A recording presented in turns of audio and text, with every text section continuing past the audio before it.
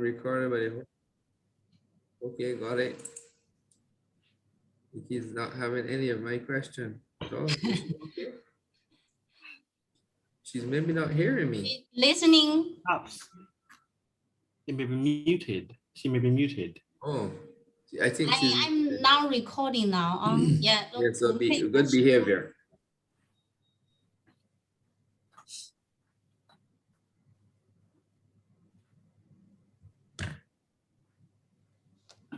Okay.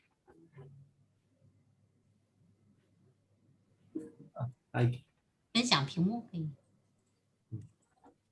So I guess before we begin, I'm just going to have a quick introduction and then of the process of today's presentation, and then we'll get right into it.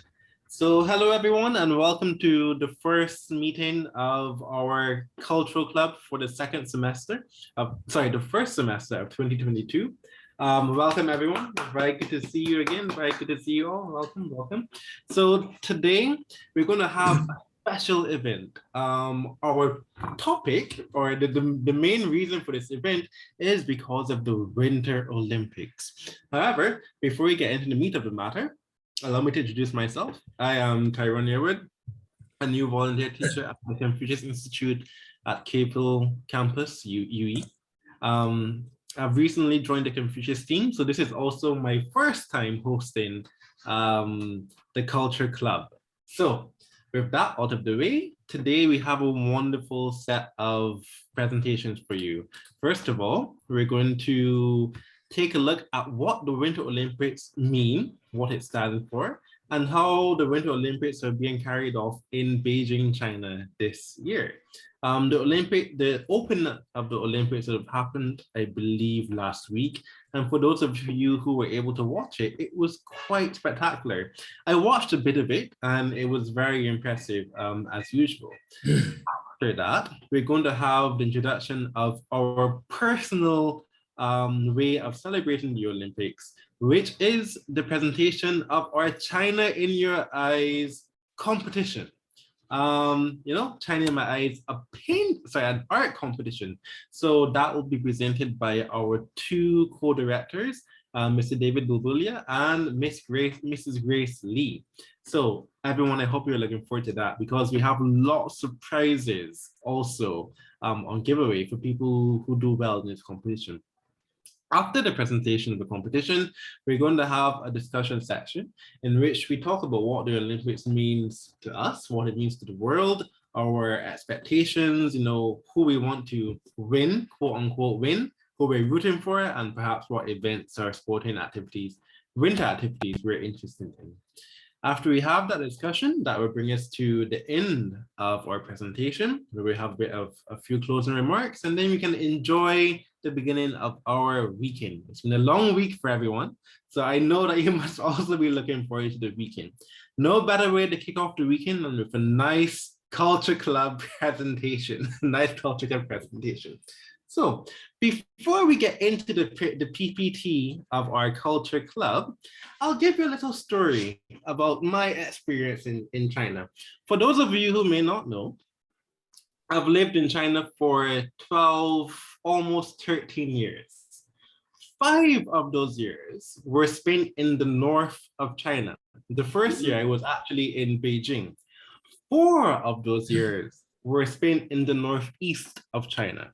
Now, for Dongbei, yeah. For those of you who don't know, the northeast of China is extremely cold. It is extremely cold. It's very close to Russia in some places. In Heilongjiang province, they actually share a border with Russia. So it is extremely cold. Now, being from the Caribbean, being from Barbados, the first time I saw snow, I was very excited. It was magical, The snow was falling, it was like, oh, let's make a snowman, it was really quite nice. But I am very sad to admit, at this point in my life, if I never see snow again, it would be too soon. I have come to really dislike snow. I hate snow. I don't like the snow. I don't like the cold. No, not at all.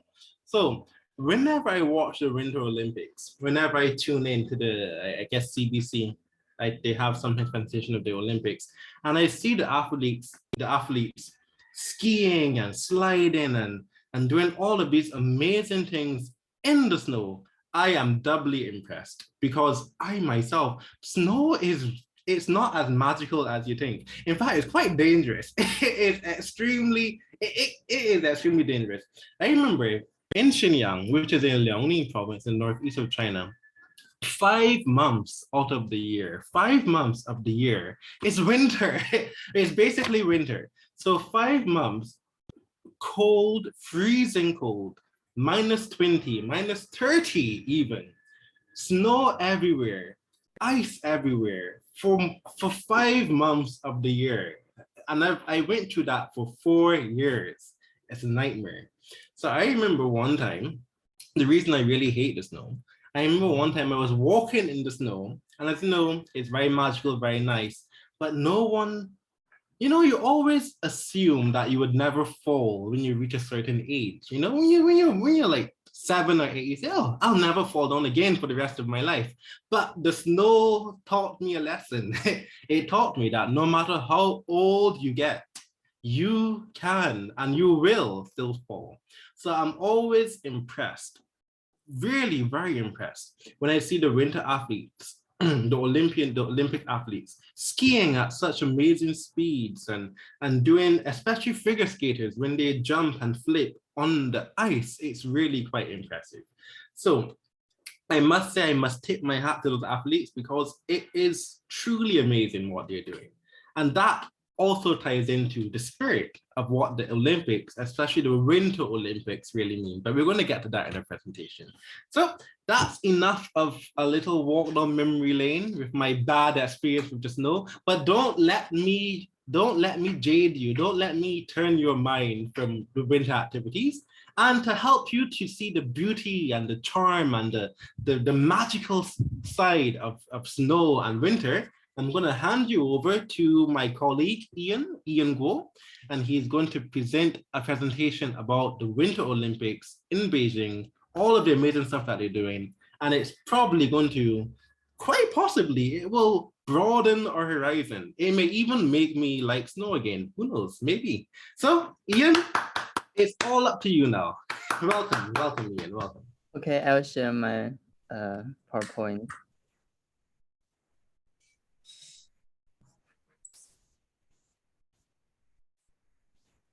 Okay, wait a minute. I was thinking as you were presenting, Tyrone, sorry to interrupt you, Ian, is that clearly you have been traumatized by the snow because as you were speaking about it, I don't know if you realize you were buttoning up your collar. Exactly. I told my students that I really do suffer from PTSD. Snow PTSD, really. Post-traumatic snow disorder. That's a good one. Okay, so can you see my screen? Can see it. Yeah.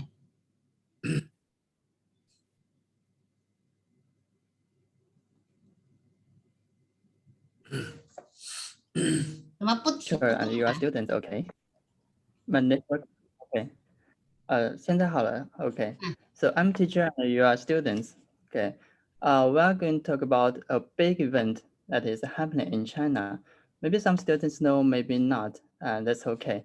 So in the screen, in the screen there are two pictures, and here's a video, and after the video you can tell me what you have seen.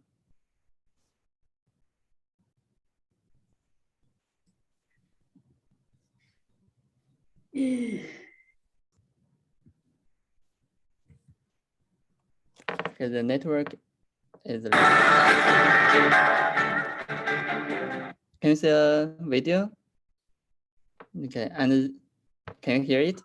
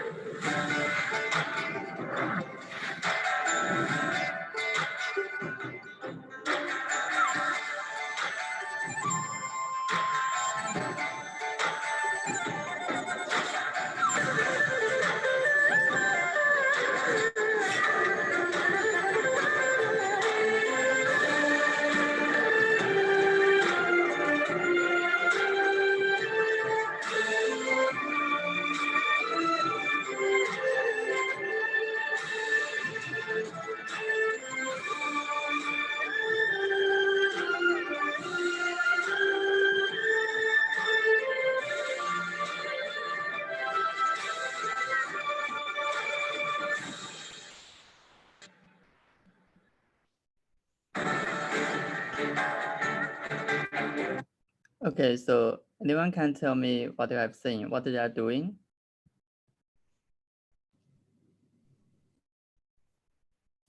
I want to say that they were skiing or ice, what do you call that? Ice sporting? Skiing? No. Yes, yes, very good.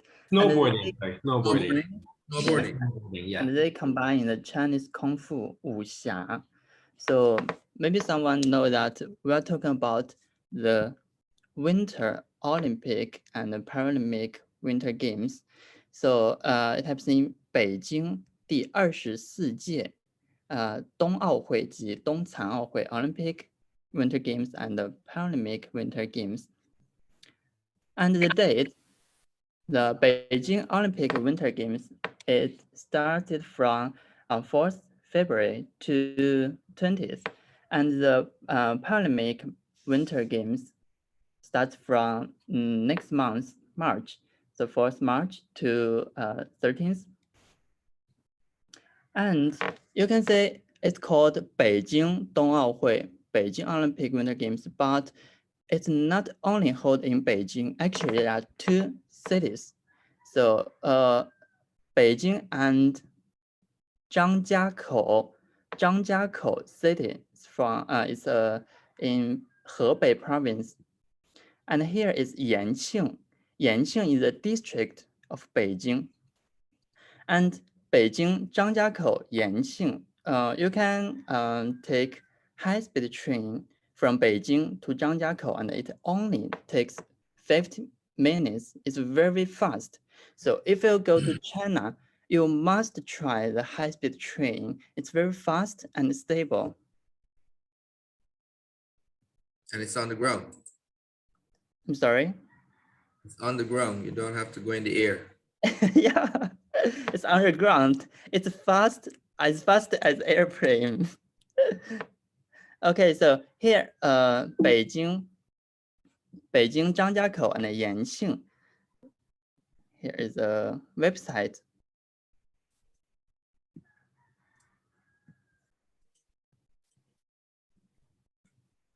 So here is a website of Beijing 2022. So here is Chinese, English, and French. And we click English, and here all, and here is competition zones. So there are 3 competition zones: Beijing, Yanqing, and Zhangjiakou. And click Beijing.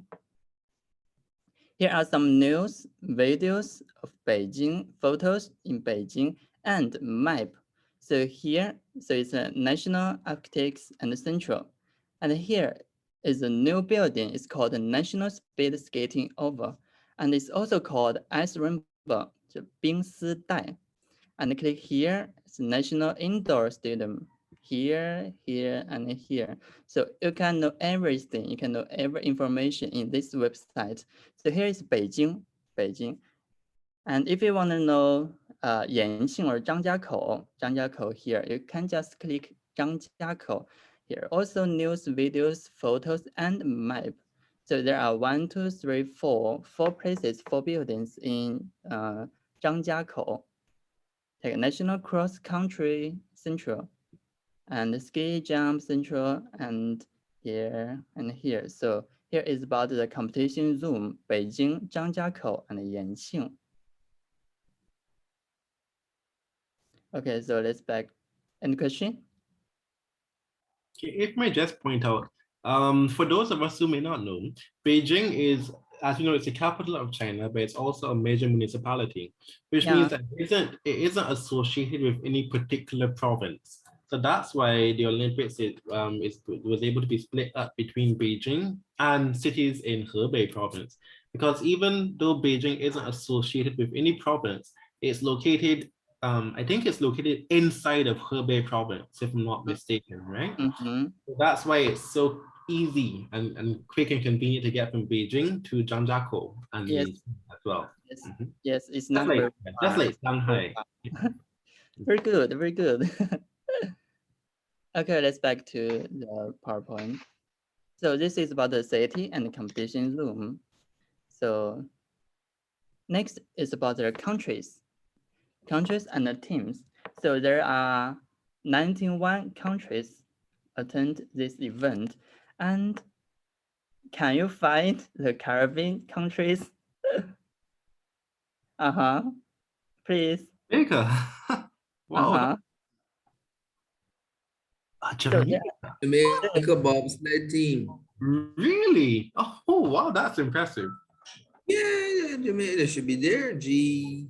Yeah, Jamaica, it's right under Ireland. you can Yeah, circle I it. see it. Yeah, I Can see it. circle Yeah, it. yeah. Yeah. If you find Jamaica. the Caribbean country, you can circle it on the screen. Yeah. I don't think Barbados there is run from coal.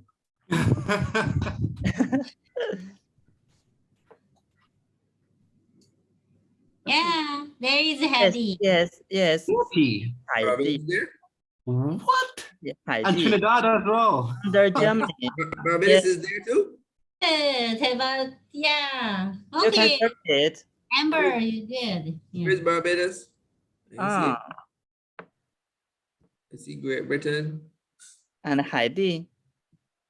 Who find Haiti? Haiti. Trinidad and Tobago, yeah. Very good. You see Barbados too? Where's Barbados? Sorry, it's no Barbados. Barbados. You can be the person who. Okay. 还有 Yeah, David, you are the first person, maybe. yeah. I had enough snow, please. Thank you very much. So there are totally 91 countries, and isolate there are more than 2,000 the man and woman here. And here Caribbean and Colombia. I'm not sure if it's Caribbean countries, but I put it here. So Colombia, Haiti. That would be Latin America. Latin America. Okay, I see Latin America. Okay. Latin American. So here Haiti. Yeah. Jamaica, Trinidad, yeah. 这里对海地，还有牙买加，还有特多。It's three countries. It's very good. Okay. So there's a athlete from 牙买加. It's called Benji. I'm not sure if I read it correctly. Benji from Jamaica, and he attended the alpine skiing. I will show you what is alpine skiing later. But first, I want to show the video that this is Bilibili. It's like Chinese YouTube, and he now is like a YouTuber in Bilibili, and here's the video that he made. Oh, no. Pat, you go back. You go back.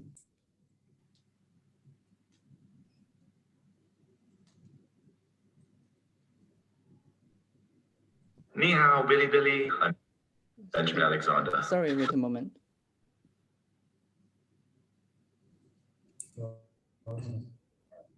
Okay, so here, 牙买加. He's from 牙买加. How, Billy Billy? He have received so many gifts. So you can tell me what he received. I'm Benjamin Alexander for the one-man Jamaican Olympic ski team.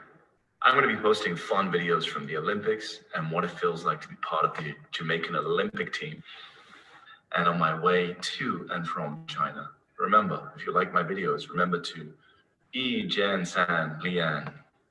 Got it, almost. Jan San Lian.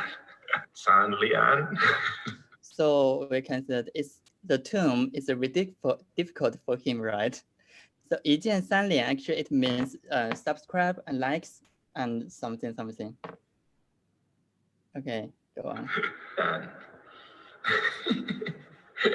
Yi Jian San Lian. He should learn pinyin, right? Yi Jian San Lian. It's not that hard. It's not hard. Yi Jian San Lian. 一键三连. So let me show you all the fun stuff they give us. Teddy bears, Procter & Gamble products, Samsung stuff, flip phone, earbuds, yada, yada, yada. But this, no one's talking about this. No one's talking about this. And these are Here's the point. drawn by primary school kids. And they also have their contact details. How awesome is that? How awesome, The right? painting. Yeah, right. So Barbadian students, they can also paint. Okay, very good. Nice. So teachers, you can share this video to your students.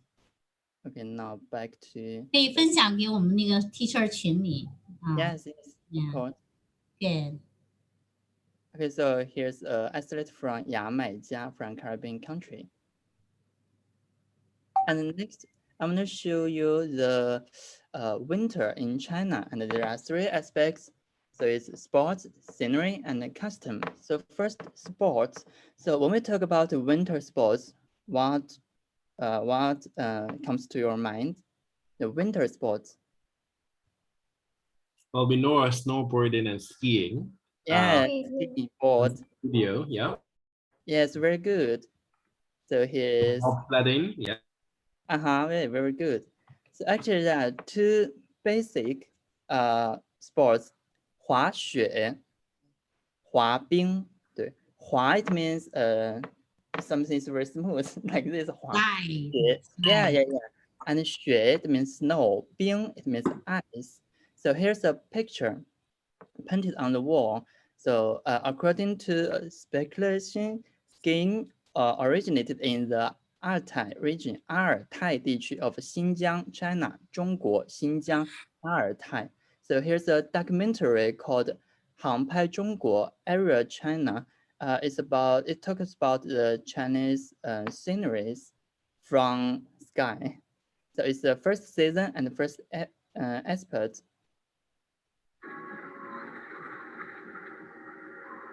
1万多年前，人们脚踏毛皮包裹的木板，在雪地上快速行进，追逐猎物的踪迹。在这里发现的古老电话，生动记录了这幅场景。阿勒泰地区因此被公认为人类滑雪的起源地之一。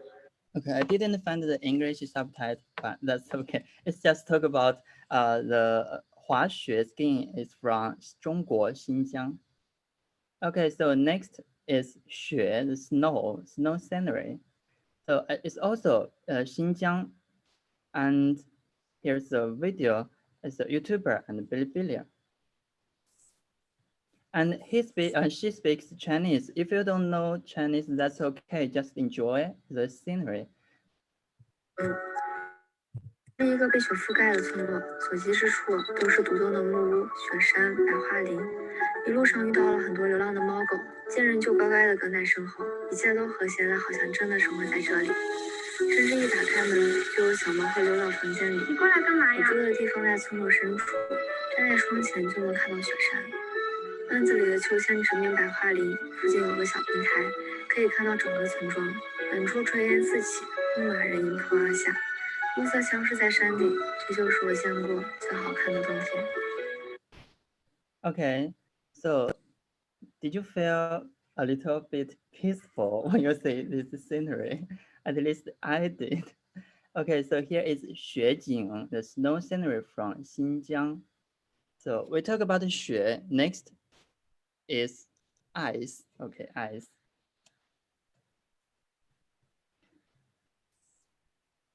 So ice here, the map, it shows Heilongjiang. As Tailong just said, Heilongjiang is near Russia. It's very cold, and there are only just almost 5 months is winter.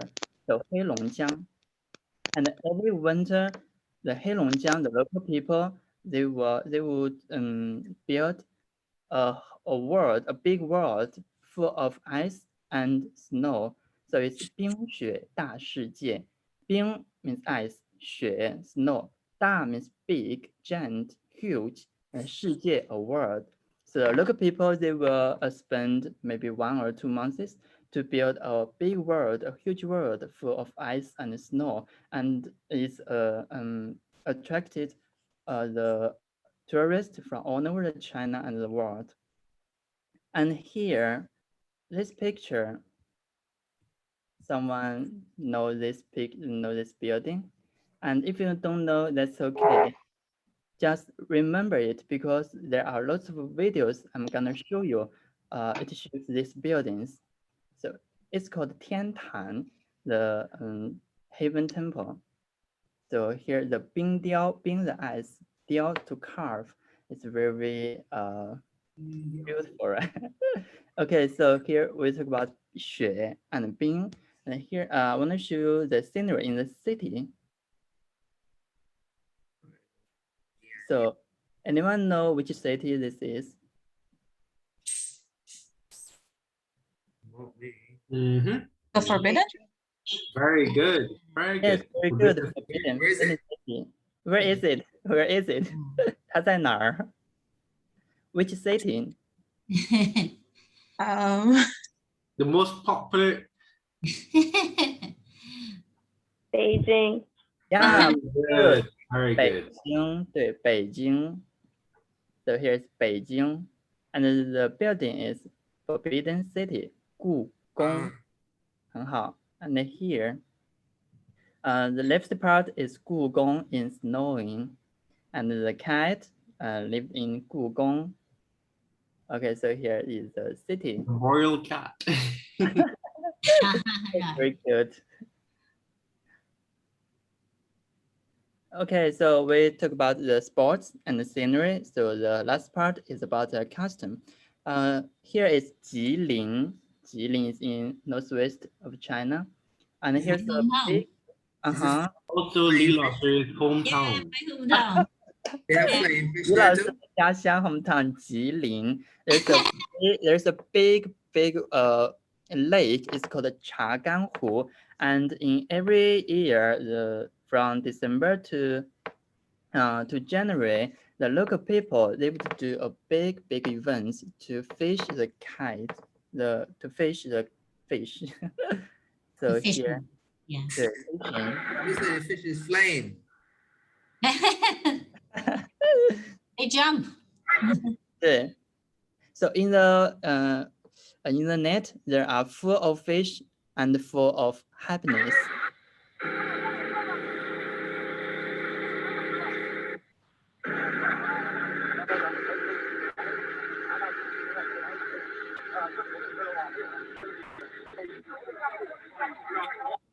So is it different from fishing in Barbados? It's very different, right? Yeah. Okay. Okay, so here's custom. Okay, so next part, the part 2. So we are talking about the mascot. So anyone know the mascot? It's very famous. Very famous. Yeah, Ding Dun Dun. That's so popular. And in China, Amber, you beat me to it. Amber milk is very good. that's so popular. And in China, many people want to buy it, but it sells out. It's difficult to get one. Yeah. Yeah. Sold out. Always sold out. Good. 很好. Here's the video about this two cute mascot.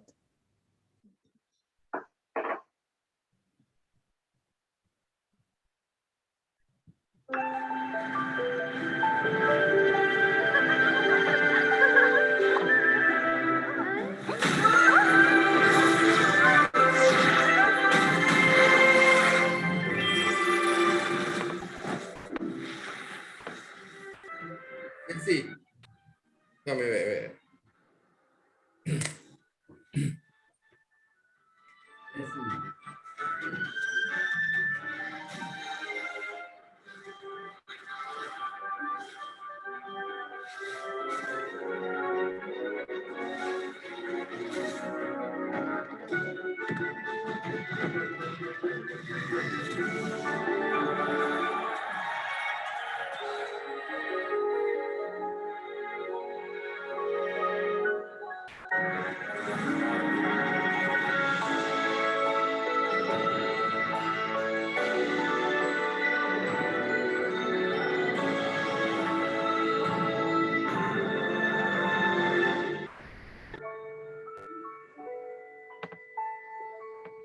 So in this video, Bing Dun Dun and Xue Rongrong say hello to you.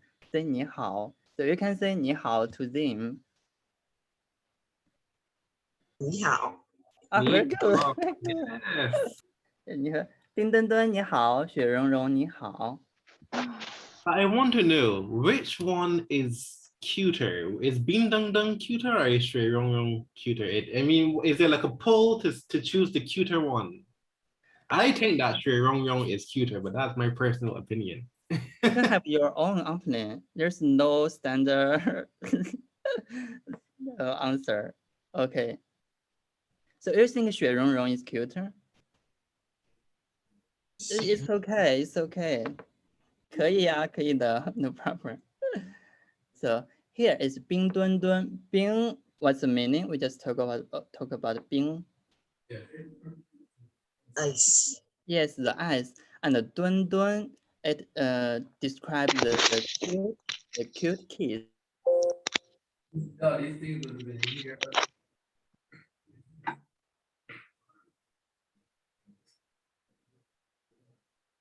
And actually, at first, that it's difficult for foreigner and southern China, so it's called Bing Dun Dun. Okay, can you I'm sorry, can you speak Bing Dun? You can try it. Bing Dor. Yeah, very good, very good. And the Bing Dun Dun is a little simpler to pronounce for the southern China. Okay, so Bing Dun Dun, and what it looks like.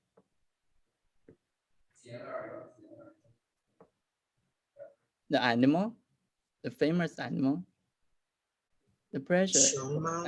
对，熊猫，熊猫，对的，大熊猫很好。And it looks like someone In a spacesuit. When I first saw Bing Dun Dun, I thought it was wearing like a spacesuit. Yes, very good. 是的，是的。It's supposed to look like a spacesuit. Oh wow. Yes. The outside is Bing, it's ice, and also it's a space garment. Yes. And the Bing is pure and it's hard. It means the strength. So Bing means ice and also symbolizes purity and strength. And the Dun Dun, it means the cute children. Dun Dun. Dun Dun is very good. So here's Bing Dun Dun's introduction. Bing Dun Dun, say hello to you. Hello, Bing Dun Dun. He looks like a panda from outer space. Space suit. That's because it is a panda in a spacesuit. Okay. That's in the space, right? It's a panda in a space suit, she says.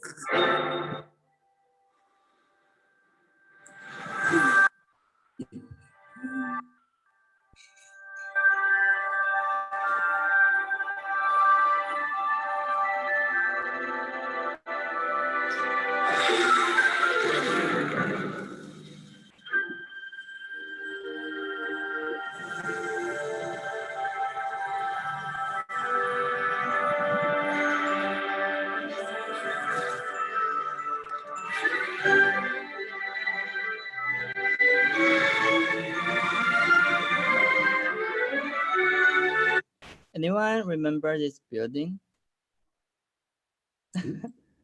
This building. Bird's Nest? Bird's Nest? 对，冰丝带 Temple of 国家速滑馆。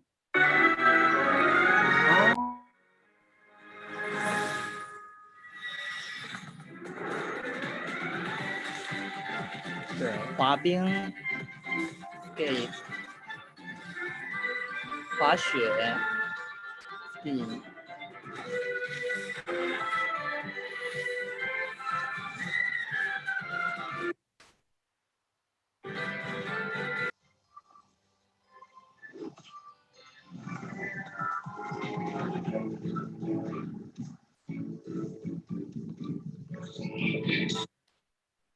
Because the network is not good.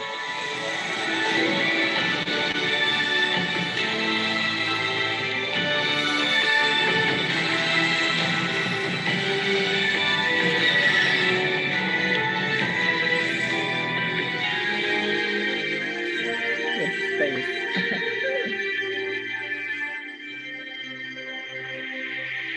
So Bing Dun Dun 说你好, so you can reply him. or her can reply 你好. So you can say 你好 too. And next is back to our PowerPoint. So 冰墩墩, and we can try to draw it. So do you have pen and the paper? You can draw the outfit. And next, and finally, and last, you can draw the color. So this is draw it simply. So you can tell the children to do it. We don't have so much time. Tyrone, we don't have so much time. Okay, so next is 雪融融. What it looks like? Lantern. Lantern, yes, very good. 中国的灯笼 lantern, 灯笼. And the white, what it is, the white thing. 云. Yun, the cloud. Or is it Snow? Yeah, it's snow. It's snow. Yes, it's snow. So 雪, it means snow. And the 融, the second character, it means tolerance. And the last one, 融, it means to melt and to be together. And here's the video of 雪融融.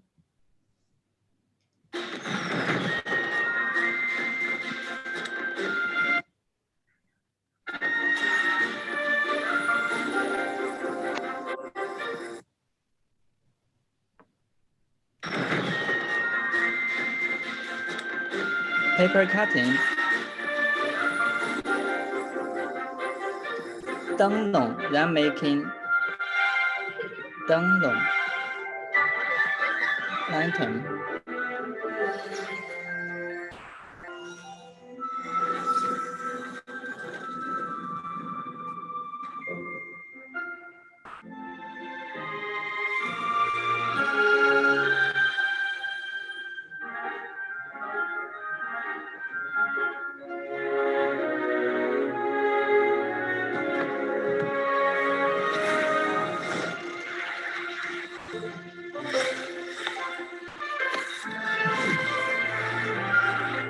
Curling 冰壶.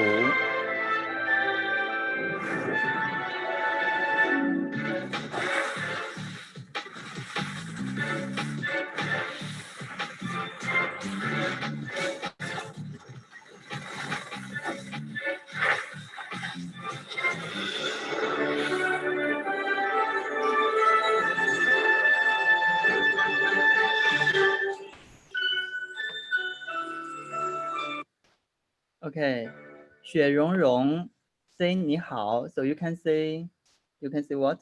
To 雪融融. 你好. Yes, 你好. 非常好. 雪融融你好.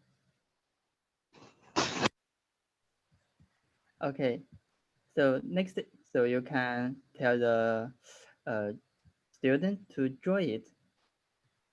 So 雪融融. I think 雪融, I think 雪融融 is a little bit difficult than 冰墩墩, but it's also very cute. Okay, so so this is a mascot. So next is about the slogan. Slogan is very simple. It's just 5 characters. So 一起向未来. So 一起 means together. 向 means towards or to somewhere. 未来 means future. So 一起向未来. Together for shared future. Okay, so read after me. 一起一起向未来。未来 Very good. So together. 一起向未来。一起向未来。非常好，非常好。泰隆 your turn. 你读一下。一起向未来。很好。David your turn. 你读一下。Sorry? David? Yes, We disappear.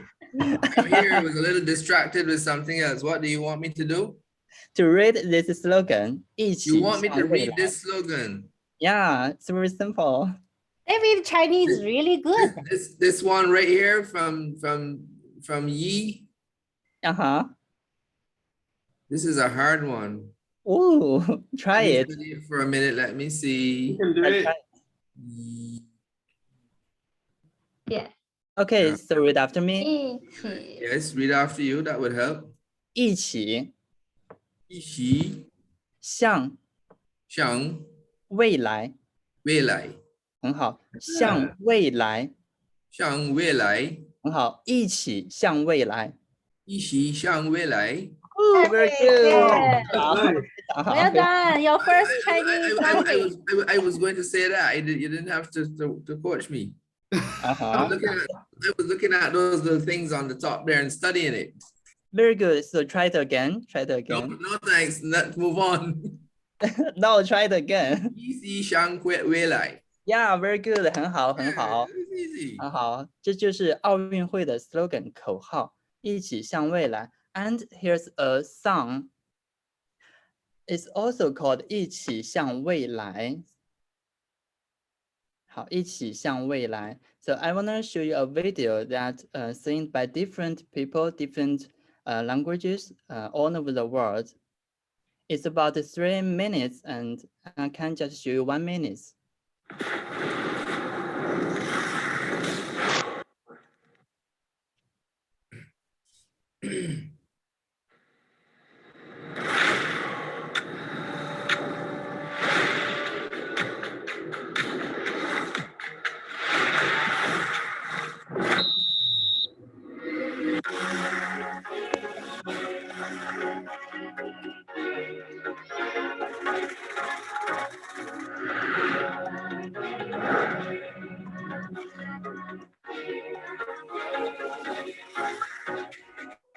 There's a twinkle in your eye, reflects the snow that gently covers the tiles.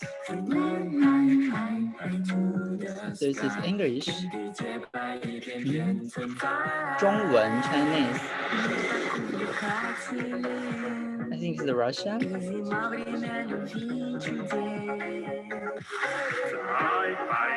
French. 法语。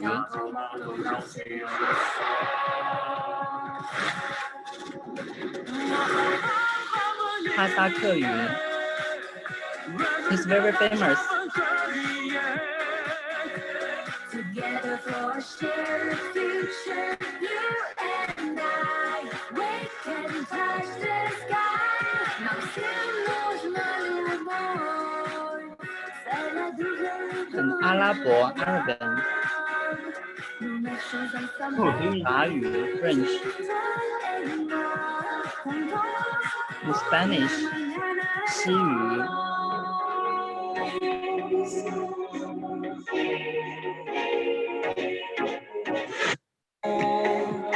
Fly, I dream the sky, far from unfinished by mine.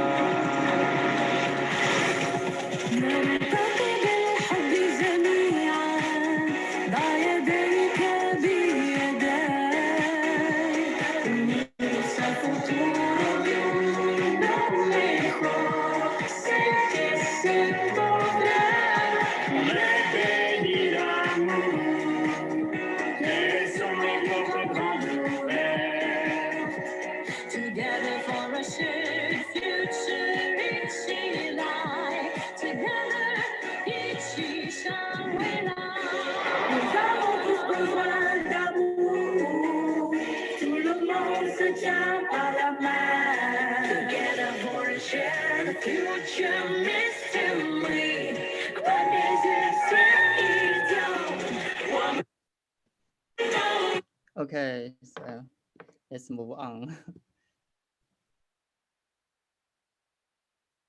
So it's a song. It's also called 一起向未来. Okay, so next up is about the sports event, and it's divided into 2 parts. So it's sports on the ice and sports on the snow. 冰上项目 and 雪上项目。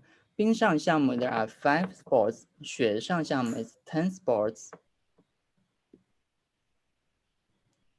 So 5 sports.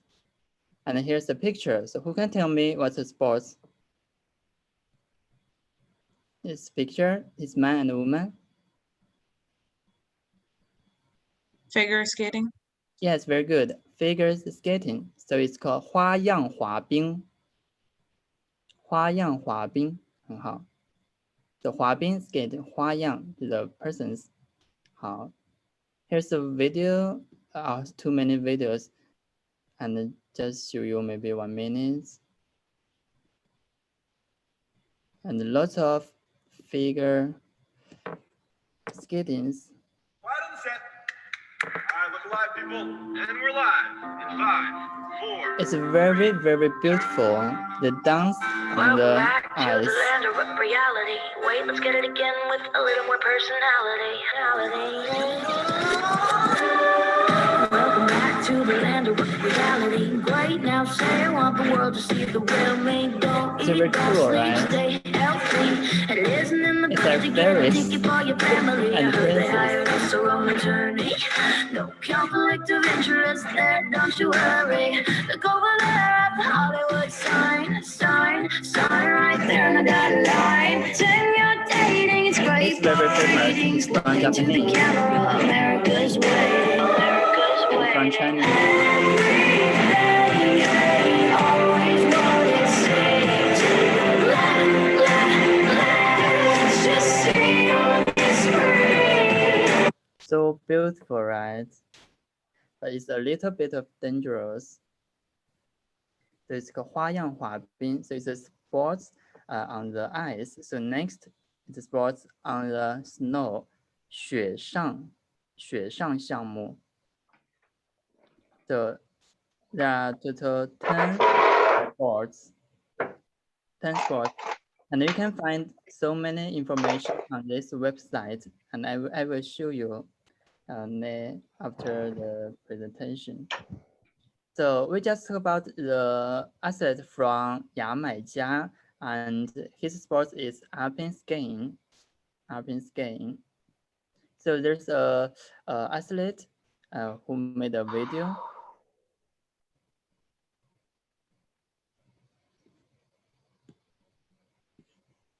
This is not for the faint of heart. Ted, give us an idea of what these skiers go through. I mean, obviously fear factor is a huge thing to So this is called 高山滑雪.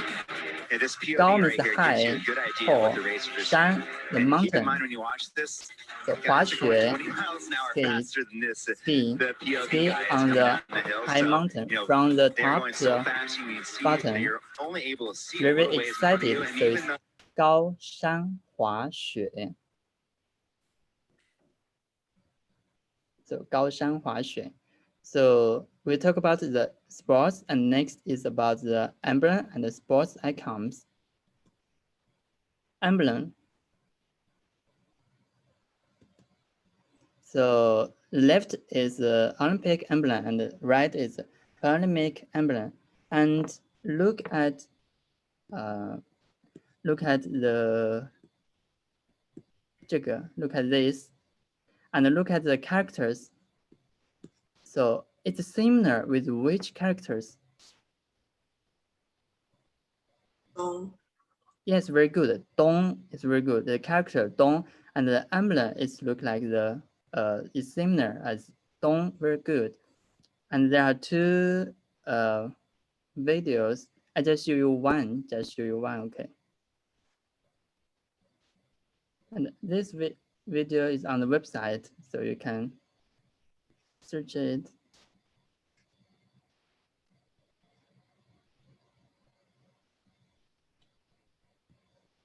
In this website, you can find so many videos. This character Dong, it means winter.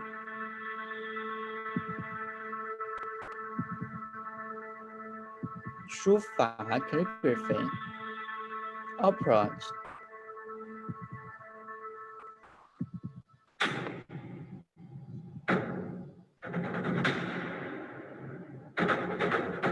书法，他在写字 is writing the characters 东。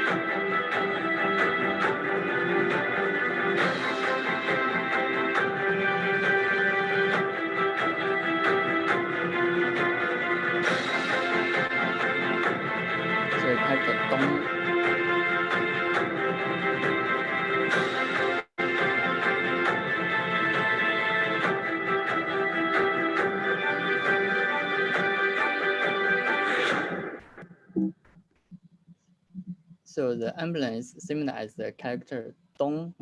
So if I have time, I want to teach you how to write it. And you can try it, the calligraphy. Okay, so next is about the sports icons here. And you can try to draw it, and you can try to carve it on the eraser to make it a seal. And it's not difficult, I think. So next part is volunteers, and let's and Talon will introduce you the next part. Okay, so as we know, the Olympics or any other major sporting event or any event in general usually is carried out not only from the people who work there, the employees, but also through the goodwill and the, I guess, the goodwill of interesting people who want to take part. So the Winter Olympics is also the same. You have a legion of different types of volunteers all working together to pull off this spectacular event. So if you take a look at the list here, we have 6 different categories of volunteers. I mean, for more college student volunteers. So if you're a university going student in China, you have the opportunity, you have the opportunity to take part as a volunteer in this year's Winter Olympics. This same courtesy has also been extended to high school students. So your middle school students, your senior school students can also take part to gain some real world experience and also to be part of history, really. After that, you have volunteers from mainland China. So people located within the mainland, they can also take part if you're interested or if they have any skills they can contribute to the Olympics. Now, not only your mainlanders, you also have your people from, you also have citizens of China, but located in Hong Kong, Macau, or Taiwan can also take part in the Olympics. And then, of course, you have your overseas Chinese, so people who are Chinese but overseas, or people who are born overseas, and your international volunteers.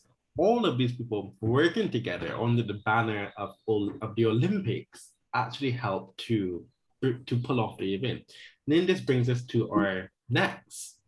This brings us to our, if you look at the emblem of it, the emblem, the sign, the logo of the volunteer, what does it look like actually?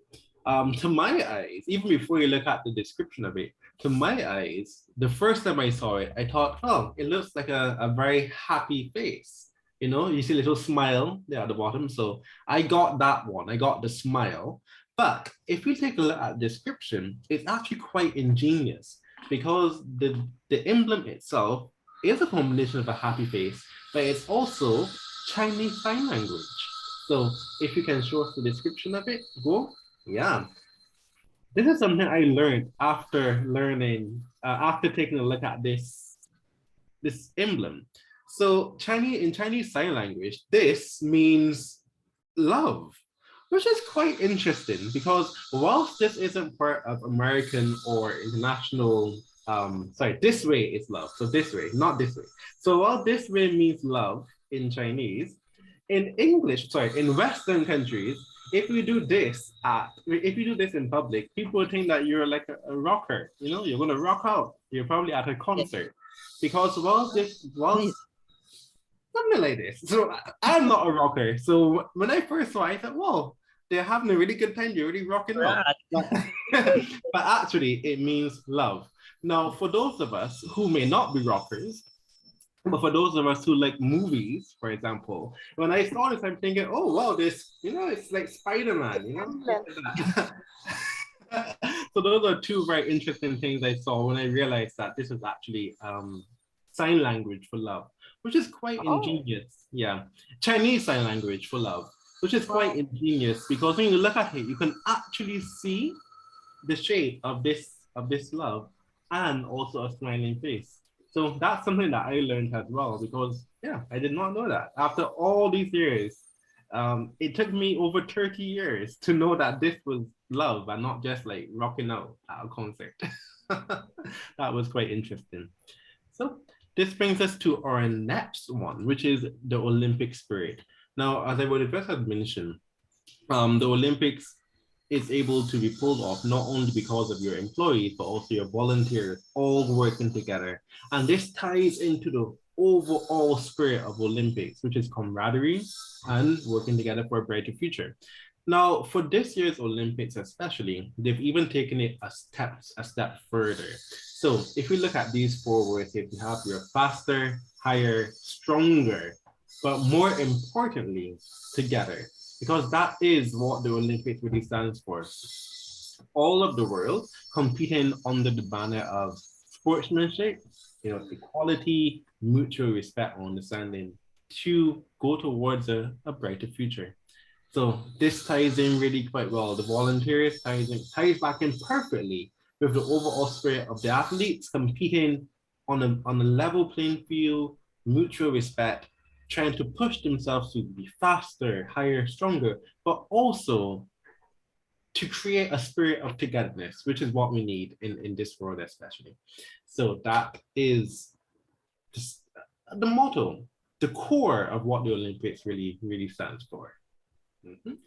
And I believe, yes, this brings us back to our student impressions. So if you want to take it back over, Ian, or we can open the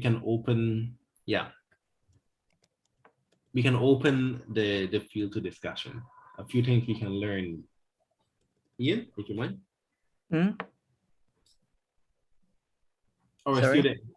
Sorry, for this section, we're gonna open the discussion for a few terms and phrases which are quite useful if you want to learn a few questions related to the Olympics. But I know that we have a few students in our guest list, so these would be quite useful phrases to know. Would you mind running us through them, Ian? Just quickly. Okay.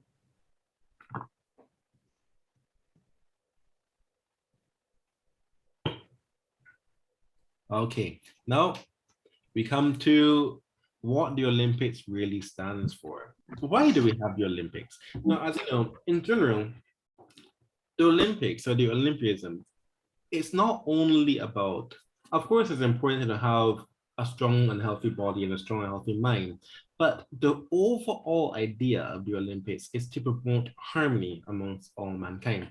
Even if you take a look at the symbol of the Olympics in general, the 5 different colored rings, they actually represent the different continents, all interlocked, because it's supposed to show us that as the saying goes, no man is an island. And because of that, no country on this planet at this point can exist in a bubble. No country can exist without interacting with other countries.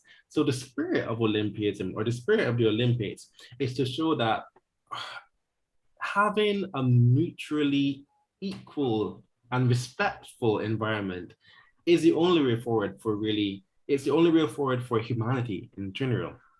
The preservation of human dignity, the preservation of peaceful societies, people being able to express their thoughts and ideas without fear of persecution. These are all the things that really make the Olympics special, because through sport and through competition, you're able to realize that, even though we may compete with each other, we are still all, in this together. We're still all going hand in hand towards a brighter future, or towards a greater goal. And that's what the Olympics really, really stands for.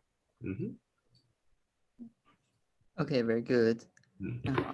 And here is about the competition, and David and Grace will introduce you this part. And before that, I want to show you that because the Olympic has started for 1 week, so which country won the most golden? So we can find that in this website.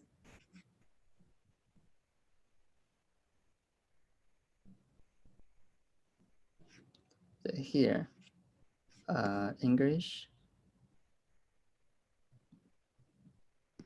or here, but here, medals, the medals.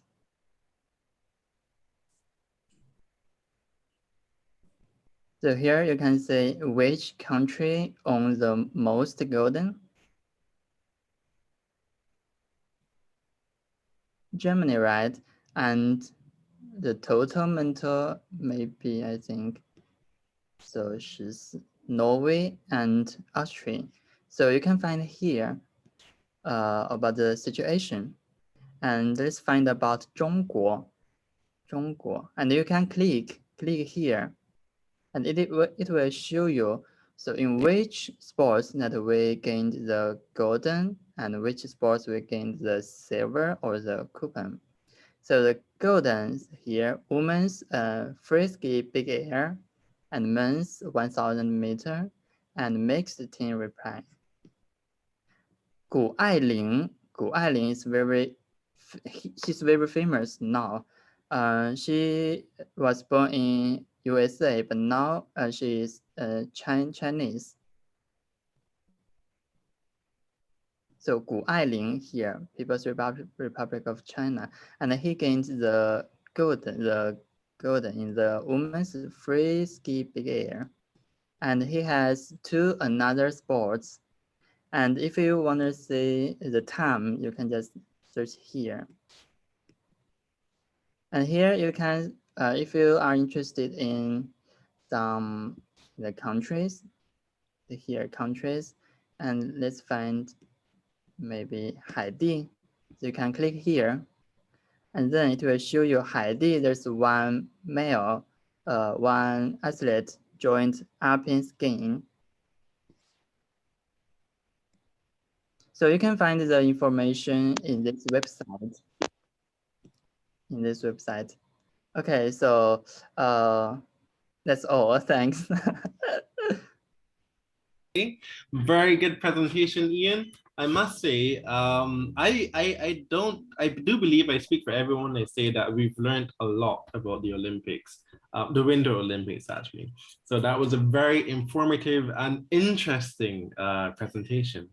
Now, as we have a few minutes to play with, so as you were presenting your presentation, yep, and as we went through all the videos, it also, it summoned up images in my mind of what we're doing here at the Confucius Institute to, in our own unique way, to not only promote the Olympics, but to support the Olympics. So with that in mind, I'm going to hand over to our co-directors, Grace, Ms. Lee, and also David, Mr. Bubulia, and they will give you a bit more information about what we're doing here at the CI to promote the Olympics. So Grace or David, yeah, your presentation is yours. Hi, David, I think you can all formally announce the opening of our China in My Eye, this competition. Yeah, so can you hear me? You hear me? Hear me? Yeah. Hi. Thank you. Very informative presentation. I know a lot. Actually, I know something, but I'm not so in those information. Some of them are new. Thank you so much. I enjoyed this presentation very much, and I thank for every student and our guest and teacher joining us today. So this is our Tyron and Ian said, is our warming up for our China in My Eyes. We are going to continue to celebrate the big event that happening in China, and our donation for this part is to promote the China in My Eyes painting competition.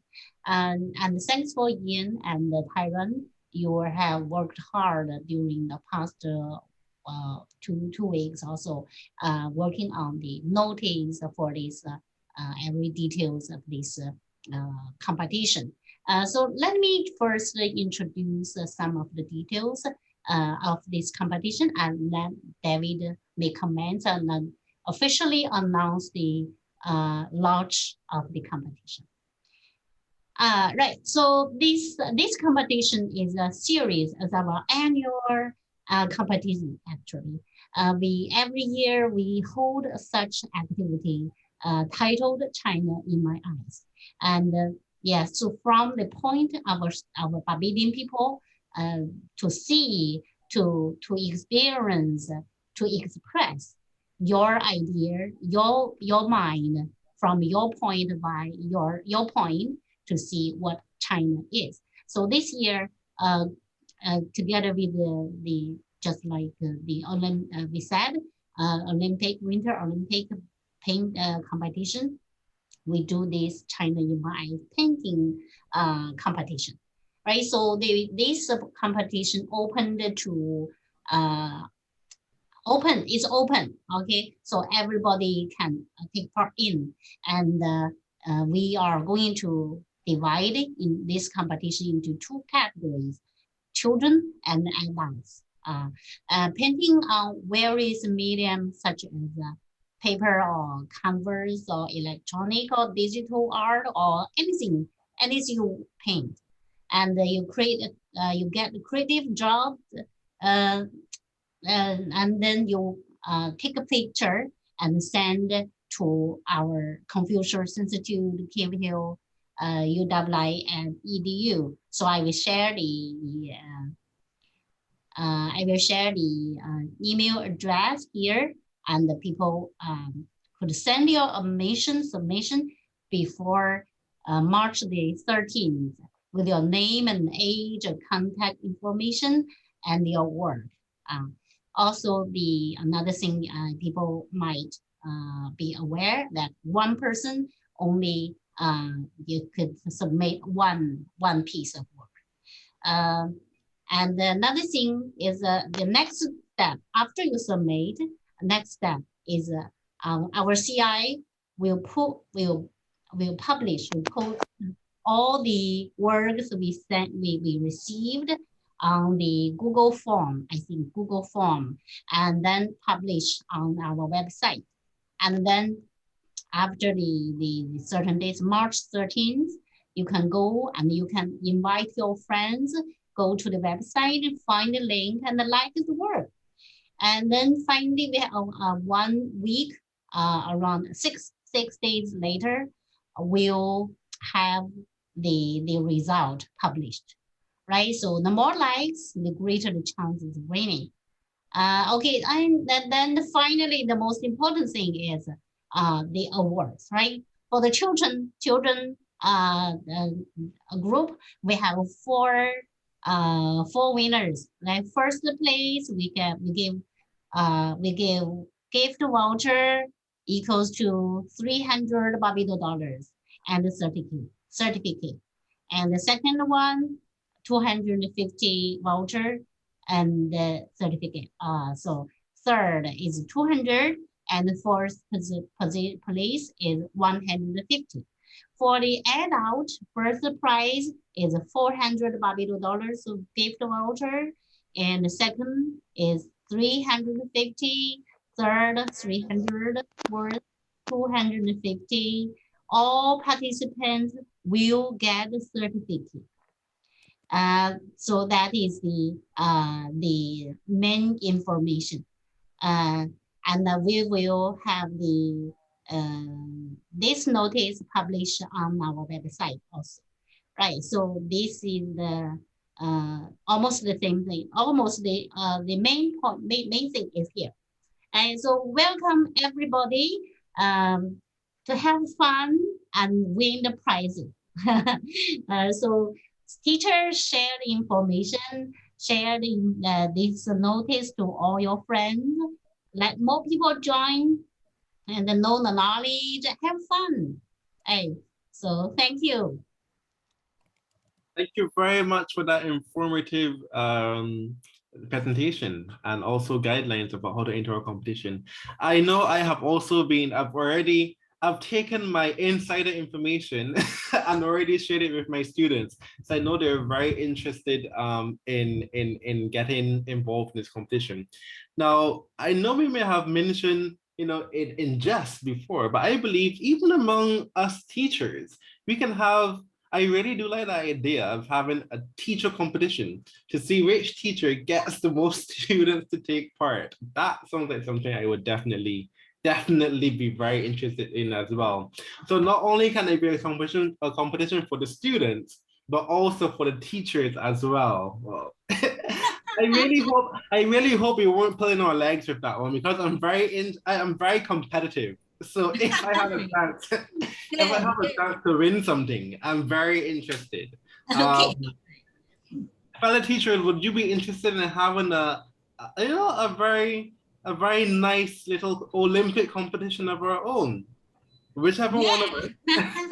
I know I am 100% into it. So Alex, Ian, Victoria, Joycelyn, would you be interested as well? Because I am here to win. I'm glad that join. Thank you. Yeah, that's good, very good. So teachers can have something like competition. Okay. That's perfect. Towards more quicker, more advanced, more what's the principle? 更高、更快、更强。Yes, faster, 更强 higher, stronger, together. Yeah. Yes. Very good. Perfect. Yeah. So Tyrone, don't forget 跟团结 so together. That's all. Of course I believe in together with one winner.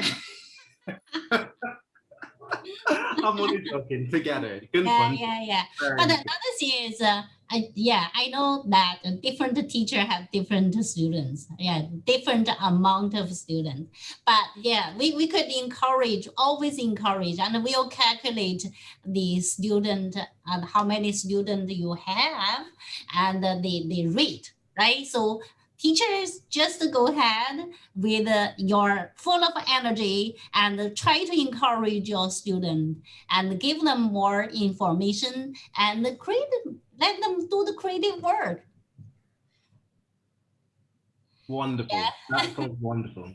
So this brings us to the most exciting part of our presentation today. And we'll give this privilege to David, who will officially open our China in My Eyes Art Competition 2022. So David, we hand the mic, well, the metaphorical mic, we hand it over to you. Well, thank you very much. Do you have the ribbon? Do you have the ribbon that cut the ribbon? Thank you very much, Mr. Master of Ceremonies. I think Grace has covered all of the relevant points and you have also discussed it. So it only remains for me to say my very poor Mandarin, Wo Xuan Bu Bisai Kaishi. Wow. Did I get close enough? I declare the competition. I'm so excited and so happy. I declare the competition open. I think all the points have been covered. I declare it open. And you teach yourself. You taught yourself. Google Translate. You learn by yourself. Okay. Very good. Very good. I declare the competition open. Much better than a ribbon, cut ribbon. Wonderful. So now we are open and we can get it started. Cheers. Cheers. Very good. Very good. Excellent work. We had a very pleasant surprise from David with that wonderful Chinese. And that, as Grace pointed out, that was more surprising than cutting the ribbon. Very good. Very good. Well done. Well done. Full of surprises. Full of surprises. Okay, yes. It's Olympic. So in the Olympic. Yeah, game. Good. Yeah. So in the Olympic spirit. Good. In the Olympic spirit, in the Olympic spirit, in the fashion of the Olympic spirit, sorry, our competition is open.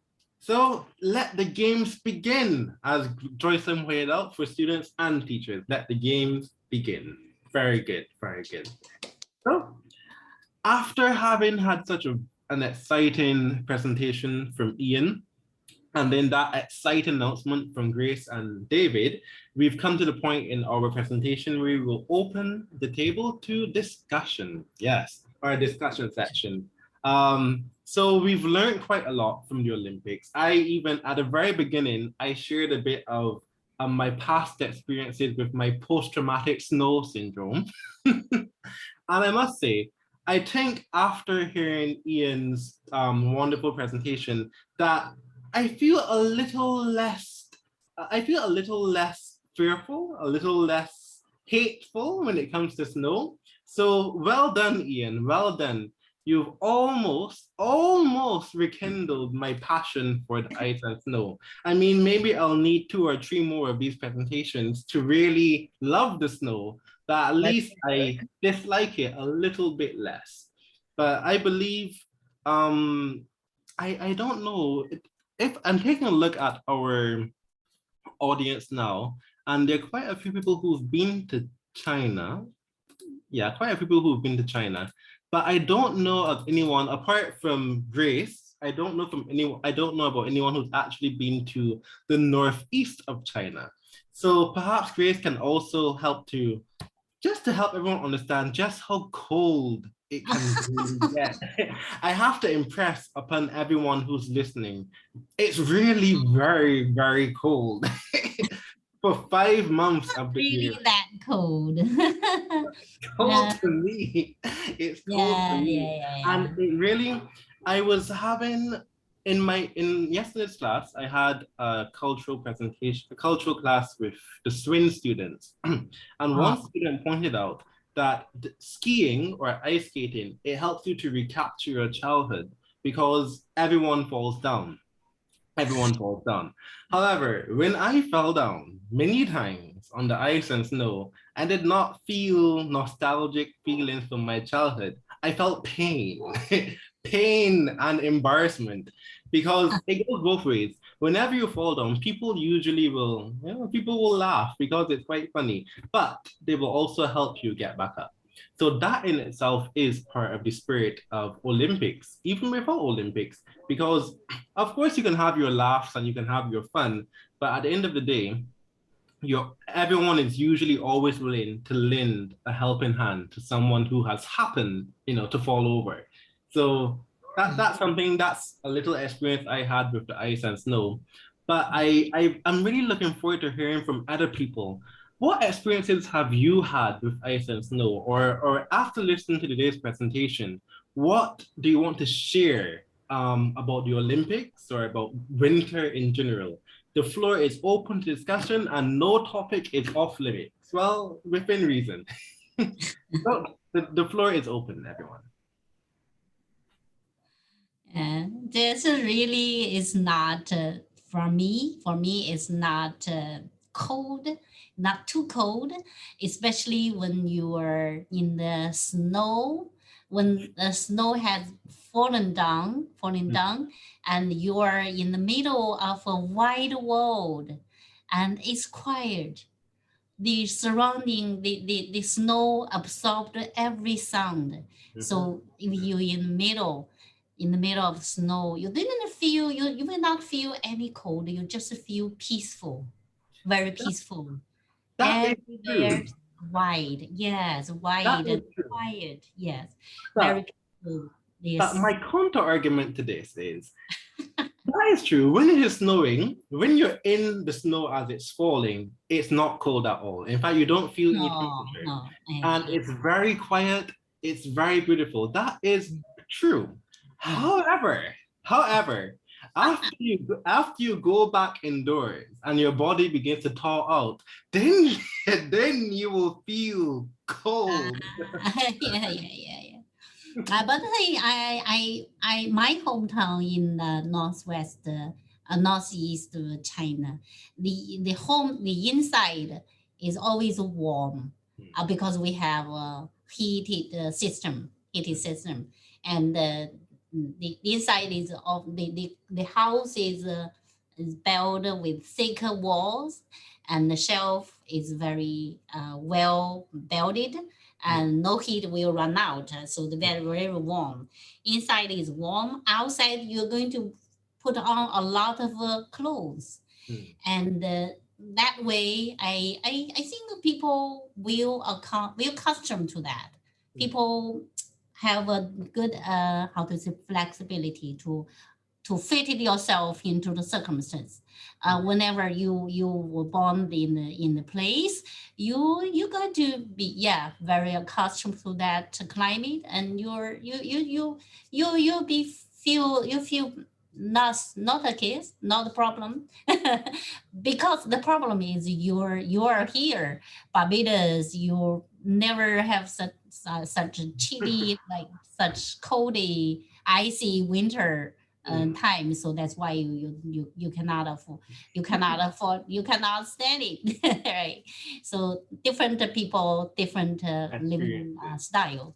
That is quite So true. for me, I really enjoy the coldest weather there in China. And the other topic just like remind me my memory when I was in China, especially when I was a young child. The snow is thicker. Yeah. But now I think not so much.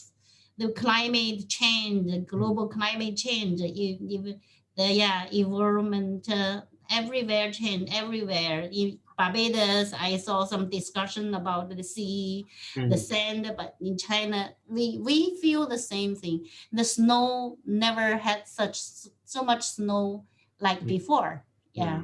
So, that is the shared problems faced by all humanity. I see we have a question from Renee. It's, I think, explanation of curling.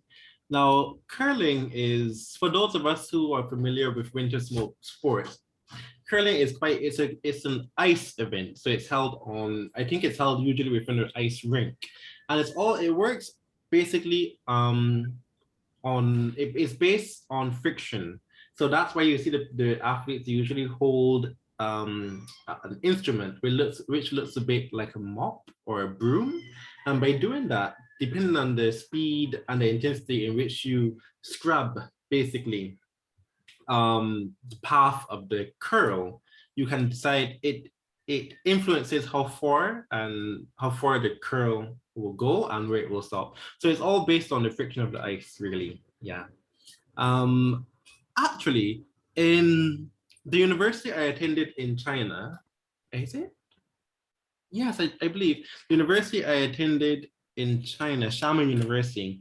A student from Xiamen University is actually on the Chinese curling team. I don't remember her name, but she was a celebrity in the school. She was like one of the stars of the school because she made it onto the national team for curling. Yeah, so it's quite an interesting sport for those of us, for the people who like it. So that was a bit about curling. We have a response from Victoria.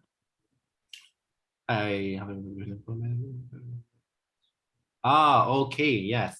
Now you see, that's very interesting because when people think about China, unless you've been to China, lots of people don't really capture how large, the concept of how large China is. So even within China, you have different degrees of winter. Now, the winter in Beijing would be a little bit different from the winter in Dongbei. So Beijing is generally quite a dry and windy city. So Beijing usually has quite dry and windy winters. So you wouldn't get a lot of snow in Beijing as compared to the snow you would get in northeast China. So in Grace's hometown or in Xinjiang, for example, you do tend to get quite a lot of snow every year. Whereas in Beijing, you get lots of icy wind and sleet. And not only icy wind, but sandy, gritty wind coming from, I understand, from the Gobi Desert. Mongolia, yeah. Yes, the Gobi Desert. It comes through and you see the trees bobbing as though they were going to break off, but you won't believe a tree so tall could bend almost in half with the force of the wind that's coming. So you don't get the snow. Snow was a big, was a lot of excitement when we saw it, but definitely the wind chill factor and the freezing in the evenings, it was there. Minus 20 degrees could get down to, if you were up around midnight, you would certainly feel it at that time. And don't bother to nip outside or pass or mistake and leave a window open, ajar, as if you know when you get out of bed and you have to go to the bathroom in the dorm, you might go across the hall. When you get to the bathroom, somebody left the window open. Oh my goodness. You don't want to go to the bathroom in that temperature. Quite dry. You've also had the school experience in Beijing. Yes, you'll be frozen. You'll be frozen by the time you get back to bed. It is quite true. It is quite true. Now, the thing about, one thing, and this brings us back to our topic about the massive size of China in general. As Ian pointed out, Beijing is in the north of China, but it's closer to like the central north, and it's also very close to Mongolia. So you do get, as Victoria said, you do get lots of freezing winds, like really icy, chilly winds, and it's also extremely dry. This is the big difference between the Beijing winter, for example, and a winter in the south of China. Now, it doesn't usually snow. So I saw someone mention Nanjing. So Nanjing is, yes, it was Renee. Yeah, so in Nanjing, it doesn't really snow as much. And it generally wouldn't be as cold because Nanjing is in basically the south of China, which has a much higher humidity in general than the north of China. So a Nanjing winter or a southern Chinese winter would tend to be very wet. So you would find a lot of rain, a lot of drizzle. It may snow, but not nearly as much as it would in the northeast. And in general, it's a very type of wet cold. So it's very interesting. When I first moved to Xiamen City, a lot of students from the Northeast, they said, oh, we're accustomed to winter. The cold is nothing to us. This is nothing.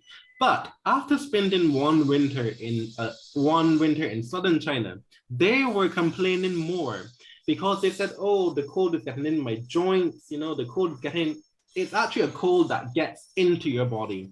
So you feel cold even though you're wearing a lot of clothes. And also in the south of China, at least not everywhere, most homes don't have indoor heating. Yeah, they don't really have indoor heating. They may have an AC, but it's not the same as having indoor heating. So you usually in wintertime in China, you just see funny web memes. So you would have a person in the Northeast in winter inside and they'd be wearing like a t-shirt and eating like ice cream and having a really good time. And then you would see a person in a southern city in winter, even though outside may be nice and sunny, they'd be like wearing big heavy jackets and like shivering and freezing because there's no indoor heating. Yeah, it's quite interesting. Yeah. I didn't know it was still like that. They had I understand that particularly those in the areas like Wuhan, the central part is, but not quite the south and not quite the north. right? They had that predicament because they're not in the south per se and not far north, so they didn't have the luxury of the central heating like those in the north, in the Down Bay area, northeast. Yes. Yeah. I think Alex can say something because she was there for 5 years. Wuhan. Yeah. Let's see what that. Actually, when I was studying in university at Beijing, it's very strange. Our northern part of the student feel cold, and we always put a lot of clothes, and it's strange for me. One of our classmates was from Sichuan. Yeah, she usually wear very to me thin, right? So she doesn't sounds like very feels cold or something. It was very I'm curious why you wear so little, so fewer clothes, and you doesn't feel like as cold as me. And she's accustomed to that. She said she only had that clothes, and she never wears thicker, very hot, thicker clothes. She made it. That is quite true. That is quite true. Yes. Only two thinner trousers, and then she went to classroom. Yeah, she went to classroom and just there, just that way. It wasn't cool at all. Oh my. Well, she never catch cold. No, she's quite strong. she's quite strong. So that is a bit about the winter. But then this brings us into the winter activities. Now, if you live in north of China, perhaps you get a bit of it in Beijing if you visit, if you go to, I think there's a mountain within Beijing called Shangshan. Yeah, I think it's called Shangshan Building, Fragrant Hills. Yeah, I think you can do a bit of skiing and like outdoor winter sports there, if I'm not mistaken. In winter. Yeah, I never did that in winter. I was not a lover of that, but I appreciate I appreciate the presentation this afternoon. It was very nice. Great. And I appreciate the winter sports, but I am not going to do them myself. I agree. Yeah, it's too late for us to learn that. It's too late for me too. I have already washed my hands of winter. The idea of winter sports. For a young guy, you can try that. But I can feel when you're skiing on the surface of snow from a high mountain, you can feel the freedom.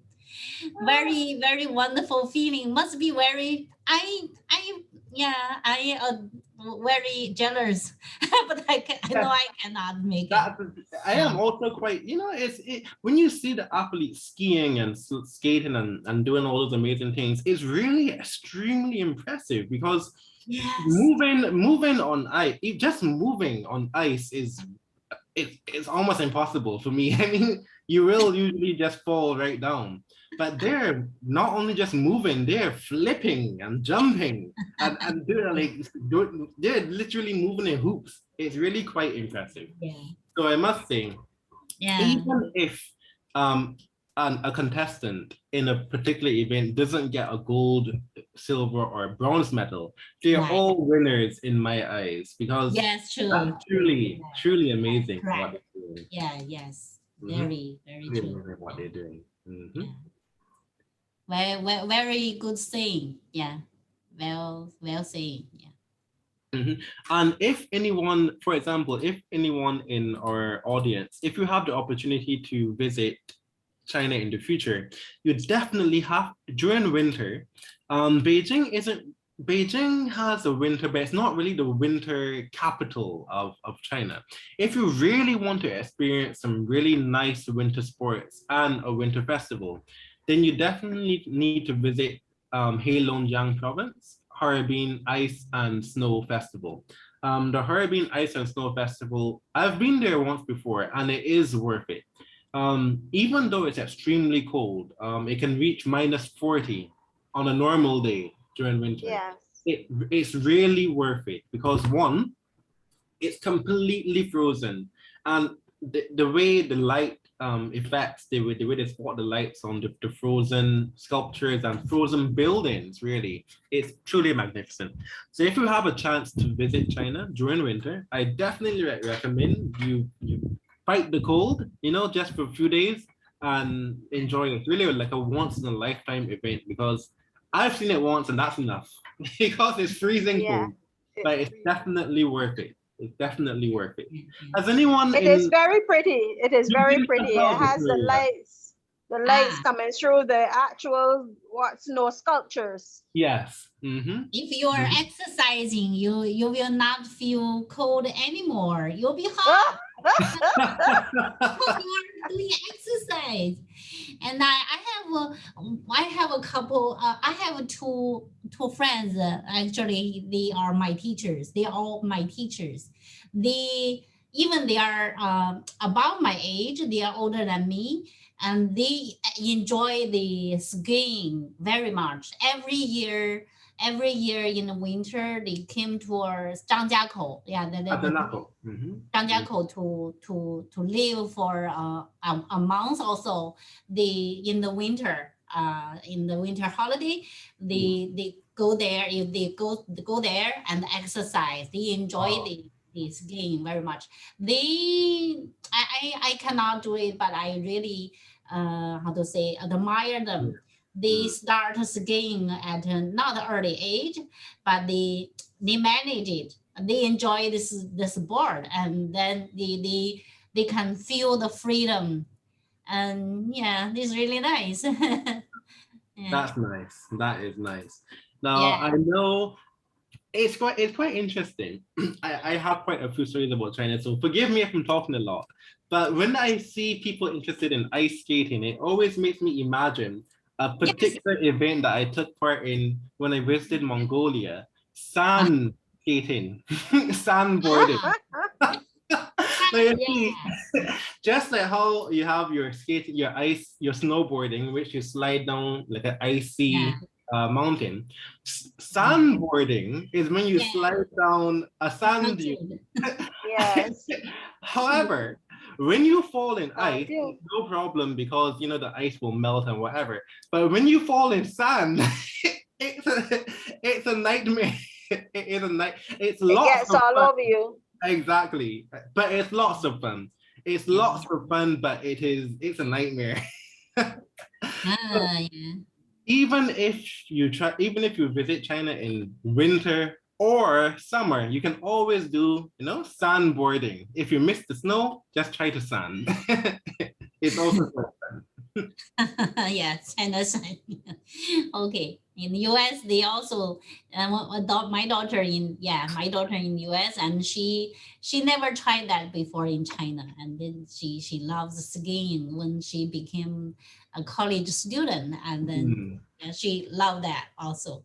Yeah, so it definitely deserves to try skiing, and you can feel your freedom when you handle your body and skiing on the surface of snow.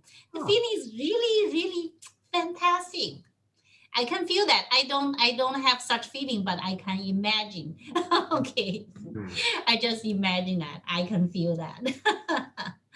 Now, something I've always thought about is I'm surprised that the Olympics doesn't have a snow fight event, a snowball fight event yet, because usually at universities in China, especially in the Northeast, when you have your first heavy snowfall, usually every student usually goes onto the football field, or usually it's a football field, and they have like a gigantic snowball fight. I am not sure if this is just a tradition in Northeast China, but for every year I was studying at Liaoning University, every first heavy snowfall, there was a school snowball fight. So you would have hundreds of people just throwing snowballs left, right, and center. Now I must say, even for someone who didn't like the snow, that was a lot of fun because you actually get really hot. You get very hot because you're fighting and you don't know who is who, and it's really quite fun. It's really quite fun. Now, I was thinking, if this was an Olympic event, I know that Barbados could take part. Barbados are very good. We're very good, as we say in Bajan dialect. We're very good at pelting. So if you're able to throw those snowballs with the accuracy of a Barbadian, really? Yeah, Barbados. Well, I mean, traditionally, it's a thing. Yeah. I mean, anyone in the audience can correct me if I'm wrong, but Barbadians are usually quite good at pelting rocks. So if we take the skills of throwing rocks to throwing snowballs, that's a gold medal. That's really a gold medal. So I believe that we should petition the Olympic Council to create a new event called Snowball Fight. Wow.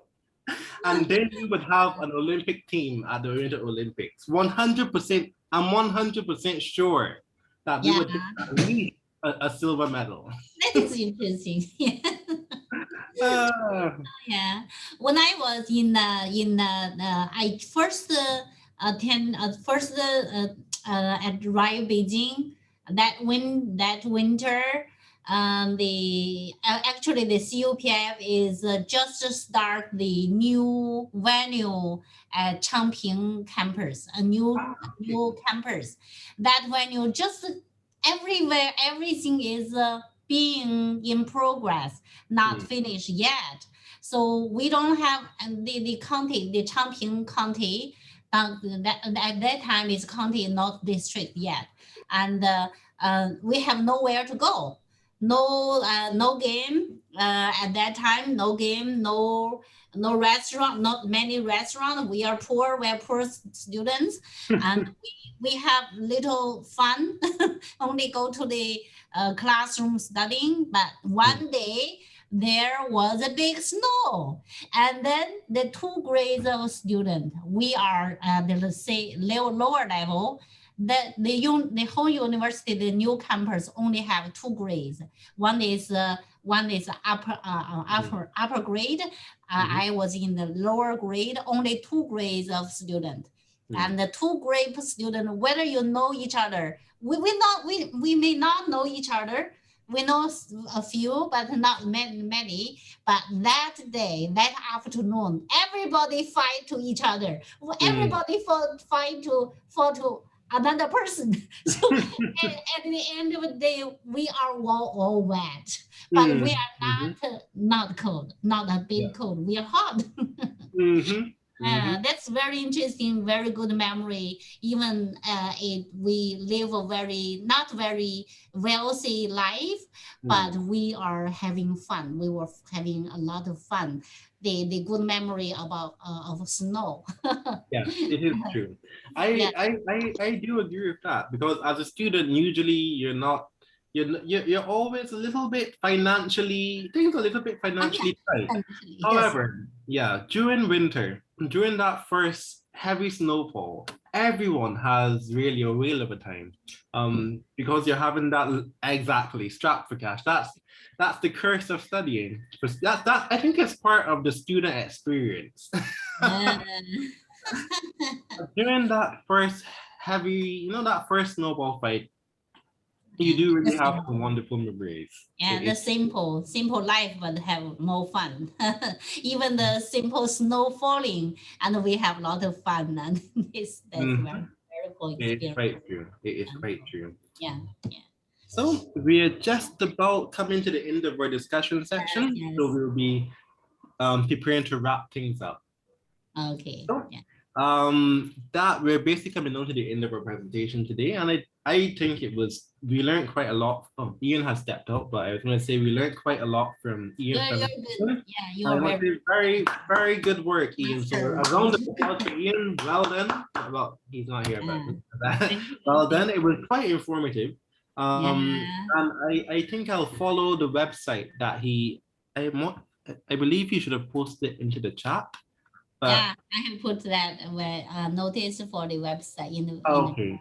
So we just want to say very good work, Ian. Your presentation was very well presented. We all learned a lot. So a big round of applause for Ian. Well done. Well done. Thank you. We had a wonderful afternoon. It's true. And we're definitely going to follow the website you recommended to us. I think it's beijing2022.cn, if I'm not mistaken. To follow the events and also the medal standing at the medals that they stand, and also the interesting videos as well. It was quite an informative afternoon and enjoyable as well. It's a bit like a walk down memory lane. A walk down a winter lane. Yeah. Ah, yes, this is a video of curling.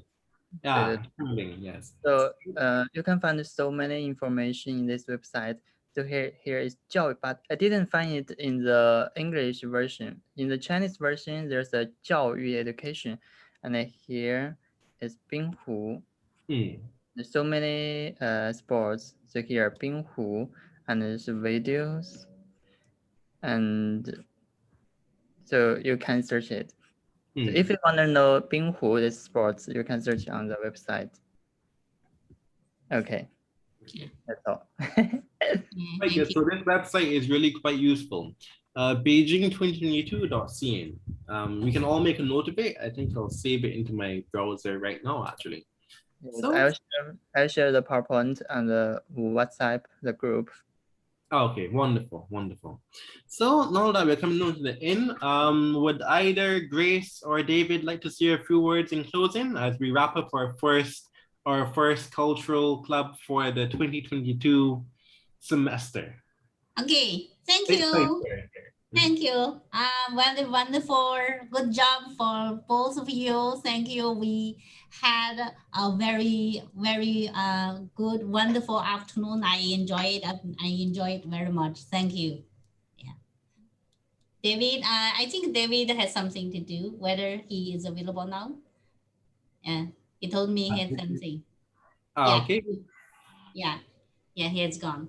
Thank you on behalf of him. Thank you for your good job, for your excellent presentation, both of you.